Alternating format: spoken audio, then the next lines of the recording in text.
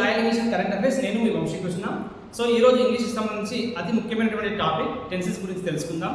మరి ఈ వీడియో ఎవరి గురించి అంటే ఎవరైతే తాము ఇంగ్లీష్లో సరిగ్గా మాట్లాడలేకపోతున్నామని వరి అవుతారో, ఎవరైతే ఇంగ్లీష్లో మేము బాగా మాట్లాడగలుగుతున్నాం బట్ సరిగ్గా రాయలేకపోతున్నామని బాధపడతారో, ఎవరైతే మాకు ఇంగ్లీష్లో బాగా మాట్లాడవచ్చు అదేవిధంగా మేము బాగా రాయగలుగుతాం బట్ కాంపిటేటివ్ ఎగ్జామ్స్లలో మాత్రం సరిగ్గా స్కోర్ చేయలేకపోతున్నాము, ఎస్పెషల్లీ ఎంసీక్యూలలో మేము గ్రామర్కి సంబంధించి మార్క్స్ కోల్పోతున్నాం అని అనుకునే వాళ్ళందరూ కూడా తప్పకుండా చూడవలసినటువంటి వీడియో ఇది. సో మీ అందరి కోసమే ఇప్పుడు మనం టెన్సెస్ గురించిన అంశాలని పరిశీలిద్దాం. అయితే ఈ వీడియోలో మనం ఏం తెలుసుకోబోతున్నామంటే టెన్సెస్ అంటే ఏంటి, ఏ టెన్స్ని మనం ఏ సందర్భంలో ఎలా ఉపయోగించాలి అనే అంశాలన్నీ కూడా పరిశీలిద్దాం. సో మనం టెన్సెస్ గురించి తెలుసుకోబోయే ముందు ఇంకా ఎవరైతే మన ఛానల్ని సబ్స్క్రైబ్ చేయలేదో so please do subscribe our channel and also like this video. మరి ఇప్పుడు టెన్సెస్ గురించి తెలుసుకుందాం. So the word tense comes from the Latin word tempus which indicates time. అంటే మన టెన్స్ అనే వర్డ్ లాటిన్లో ఉన్నటువంటి టెంపస్ అనే వర్డ్ నుండి తీసుకోబడింది. దీనికి మీనింగ్ ఏంటంటే టైం. అంటే టెన్స్ జనరల్లీ ఇండికేట్స్ టైం. ఇక్కడ మనము ఈ ఎగ్జామ్స్ పరిశీలిద్దాం. Pawan Kalyan sings a song for us. Pawan Kalyan sang many songs in his previous movies. Pawan Kalyan will sing another song in Urdu. So ఈ three sentences కనుక మనం పరిశీలించినట్లయితే ఇక్కడ మనకు కనిపించే వర్డ్ సింగ్. సో దీనికి మనం డిఫరెంట్ వర్బ్ ఫార్మ్స్ ఉంటాయి. Singh, sang, sung. సో ఇక్కడ వర్బ్ అంటే ఏంటి? ఇది ఒక యాక్షన్ వర్డ్, అంటే యాక్షన్ ని తెలియజేసేటువంటి వర్డ్ ని మనం వర్బ్ అంటాం. సో ఈ త్రీ సెంటెన్సెస్ కనుక మనం పరిశీలించినట్లయితే ఇక్కడ మనం పవన్ కళ్యాణ్ గారు ఏం చేస్తున్నారు, ఏం చేశారు, ఏం చేయబోతున్నారు అనే విషయాలన్నీ కూడా మనకు క్లియర్ గా అర్థమవుతాయి. So this word indicates an action or an event or also a stage. See for example, Pawan Kalyan sings a song for us. అంటే మన కోసం పవన్ కళ్యాణ్ గారు ఒక పాట పాడతారు. So this verb refers to present time. Hence it is said to be in present tense. అదే విధంగా second sentence చూసినట్లయితే Pawan Kalyan sang many songs in his previous movies. అంటే గతంలో పవన్ కళ్యాణ్ గారు అనేక సినిమాల్లో పాటలు పాడడం జరిగింది. So this word refers to past time. అంటే ఇది కంప్లీటెడ్ యాక్షన్ ని మనకు సూచిస్తుంది. So the word like this which refers to past time is said to be in past tense. అదే విధంగా థర్డ్ సెంటెన్స్ చూసినట్లయితే Pawan Kalyan will sing another song in OG. అంటే ఇప్పుడు రాబోయే ఓజీ మూవీలో కూడా మన కోసం పవన్ కళ్యాణ్ గారు ఒక సాంగ్ ని పాడబోతున్నారు. So this word will sing refers to future time. So the word like this which refers to future time is said to be in future tense. So by all these three sentences we can understand that tenses are of three types. First one present tense, second one past tense and third one future tense. అంటే మనం tense అంటే time అని అర్థం అవుతుంది. అయితే tense అంటే time అనుకున్నాం కదా, మరి ఇంటర్చేంజబుల్ అంటే కాదు. Because there is a little bit difference between a tense and time. That is, tense is a grammatical word. It belongs to English language. Whereas time is a natural word, it doesn't have any relationship with the of language. And tense ki time ki కొంచెం little bit difference ఉంటుంది. ఎందుకంటే మనకు అన్ని sentences ఇలాగే కనబడవు.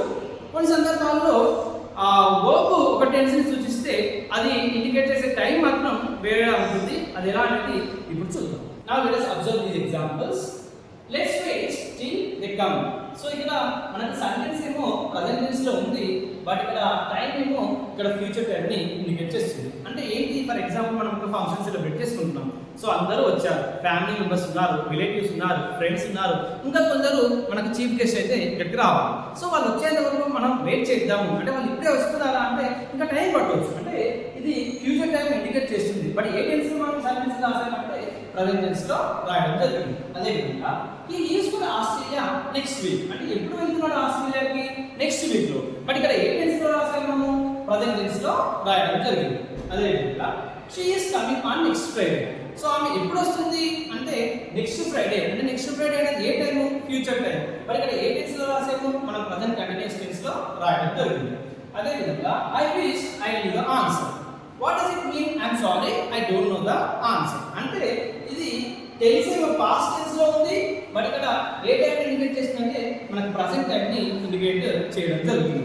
And the last one, will you have a cup of tea. మీకు ఎవరైనా మీ friends కలిసారు, లేదు మీ రిలేటివ్స్ ఎవరైనా మీ ఇంటికి వచ్చారు, లేదా ఎవరైనా మీ నైబర్స్ మీ ఇంటికి వచ్చారు, మరి జనరల్గా ఏమడుగుతారు, టీ తాగుతారా కాఫీ తాగుతారా అని అడుగుతారు. అంటే మీరు టీ తాగుతారా అంటే will you have cup of tea అని మీరు ఇలా అడగడం జరుగుతుంది. అంటే ఇక్కడ టైము ప్రజెంట్ టైం ఇండికేట్ చేస్తుంది, బట్ సెంటెన్స్ ఏమో మనకు ప్రజెంట్ టెన్స్ ఉందా అంటే లేదు, సెంటెన్స్ ఏమో ఫ్యూచర్ టెన్స్ లో ఉంది, టైం ఏమో ప్రజెంట్ టైం. అంటే ఇక్కడ టెన్స్ టైము ఇంటర్చేంజబుల్ అంటే అస్సలు కాదు. అంటే సందర్భాన్ని అనుసరించి టైంతో సంబంధం లేకుండా మనం టెన్సెస్ అనేది డిఫరెంట్ గా యూజ్ చేయడం జరుగుతుంది. సో ఇది క్లియర్ గా తెలుసుకోవాలంటే ఫస్ట్ మనకు టెన్సెస్ టేబుల్ అనేది మనకు అర్థం కావాలి, ఏ టెన్స్ లో ఏ హెల్పింగ్ వర్బ్స్ యూజ్ చేస్తాం అనేది తెలియాలి.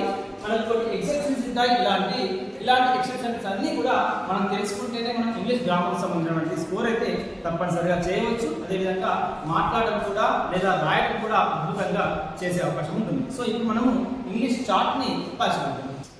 So friends, now let us observe this tenses chart. మరి అసలు ఈ టెన్సెస్ చార్ట్ లో ఏముంటాయంటే మనకు మొత్తం టెన్సెస్ ఎన్ని, ఏ టెన్సెస్ లో ఏ హెల్పింగ్ వర్బ్స్ ఉంటాయి, ఏ టెన్సెస్ లో ఎలాంటి వర్బ్ ఫార్మ్స్ మనం యూజ్ చేస్తాం, ఇలాంటి అంశాలన్నీ కూడా ఇందులో ఉంటాయి. సో ఇప్పుడు మనం పరిశీలిద్దాం. సో మనకు టెన్సెస్ వచ్చేసి ఓవరాల్ గా 3 అండి, present tense, past tense and future tense. ప్రతి టెన్స్ కూడా ఒక 4 సబ్ టెన్సెస్ కలిగి ఉంటుంది. అవి ఏంటంటే simple, continuous, perfect and perfect continuous tense. అంటే మనకు ఓవరాల్ గా 3 into 4 టోటల్ గా టెన్సెస్ వచ్చేసి 12 టెన్సెస్. మరి ఇవన్నీ ఏంటి అంటే వీటిని ఆక్సిలరీ వర్బ్స్ అంటాం లేదా హెల్పింగ్ వర్బ్స్ అంటాం. అయితే ఒక 2 టెన్సెస్ లో మనకు ఈ హెల్పింగ్ వర్బ్స్ అనేవి ఉండవు. అయితే మనం అక్కడ నెగటివ్ లేదా ఇంపార్టెంట్ సెంటెన్సెస్ లో డూ ఆర్ డస్ అని సింపుల్ ప్రెజెంట్ టెన్స్ లో, డిడ్ అని సింపుల్ పాస్ట్ టెన్స్ లో యూజ్ చేస్తాం. అయితే మిగిలిన అన్ని టెన్సెస్ లో కూడా మనకు ఆక్సిలరీ వర్బ్స్ అనేవి ఉంటాయి. సో వీటిని గురించి ఇప్పుడు మనం బ్రీఫ్ గా చర్చిద్దాం. So first one simple present tense or present simple tense. ఇక్కడ మనకు ఎలాంటి హెల్పింగ్ వర్బ్స్ ఉండవు. అయితే నెగటివ్ ఆర్ ఇంపార్టెంట్ సెంటెన్సెస్ లో డూ ఆర్ డస్ అనే వర్డ్స్ యూజ్ చేస్తాం. మరి ఇక్కడ యూజ్ చేసే వర్బ్ ఏంటంటే verb form 1. Next simple past tense. ఇక్కడ మనము డిడ్ అనే వర్డ్ నెగటివ్ లేదా ఇంపార్టెంట్ సెంటెన్సెస్ లో జనరల్ గా యూజ్ చేస్తాం. ఇక్కడ కూడా ఎలాంటి హెల్పింగ్ వర్బ్స్ అయితే ఉండవు. మరి ఇక్కడ యూజ్ చేసే వర్బ్ ఫార్మ్ ఏంటంటే verb form 2. Next simple future tense. ఇక్కడ విల్ ఆర్ షెల్ అనే హెల్పింగ్ వర్బ్స్ ఉంటాయి లేదా ఆక్సిలరీ వర్బ్స్ అంటాం వీటిని. అంటే మనం సెంటెన్స్ ని ఫ్రేమ్ చేయాలంటే ఇక్కడ కంపల్సరీగా విల్ ఆర్ షెల్ అనే వర్డ్స్ ని వర్బ్ ఫార్మ్ తో కలిపి యూజ్ చేయవలసి ఉంటుంది. అదే విధంగా నెక్స్ట్ కంటిన్యూయస్ టెన్సెస్ అంటే ఆన్ గోయింగ్ యాక్షన్ ని ఇండికేట్ చేసేటువంటి టెన్సెస్.